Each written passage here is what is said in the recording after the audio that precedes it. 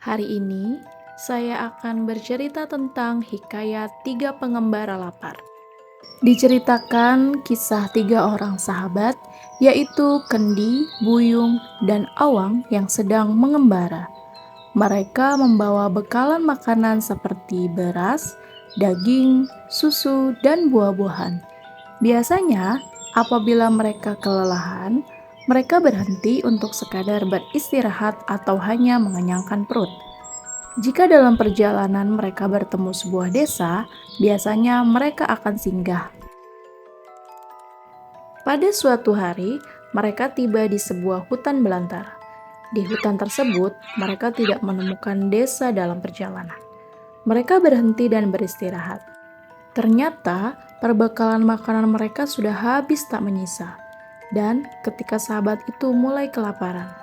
Dalam keadaan lapar, Kendi dan Buyung pun sesumbar bahwa mereka bisa menghabiskan nasi sekawa dan 10 ekor ayam seorang diri.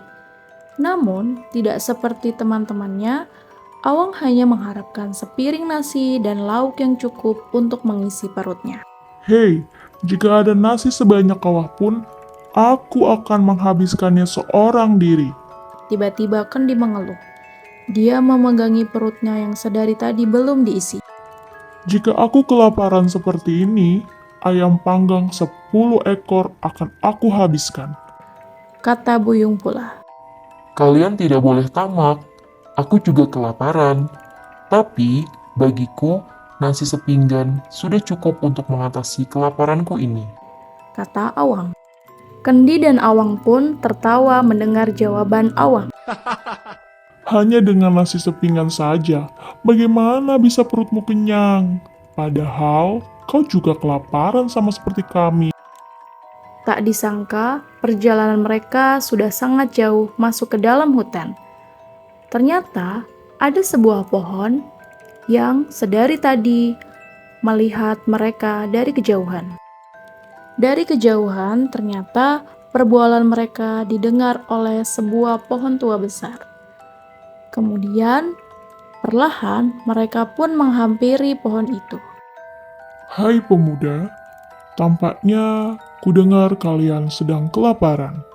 Sebagai pohon yang baik hati, akan kugugurkan 3 helai daunku untuk mengabulkan permintaan kalian. Terdengar suara seperti benda jatuh di telinga Kendi, Awang, dan Buyung, dan seketika mereka berlari menghampirinya.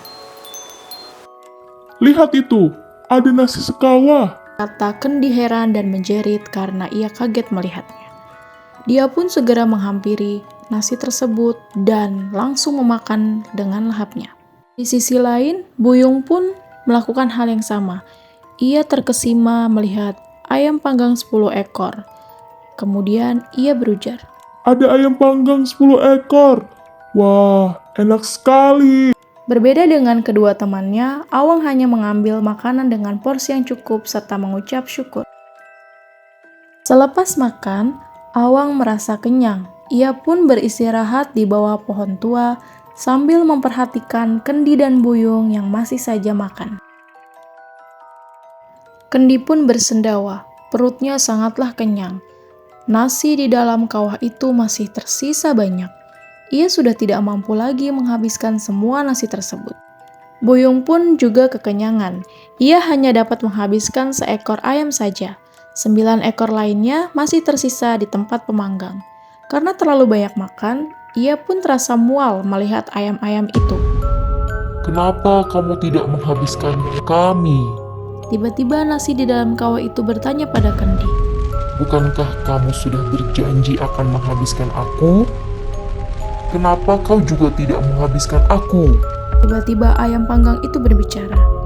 Aku sudah kenyang. Makan seekor pun aku sudah mual.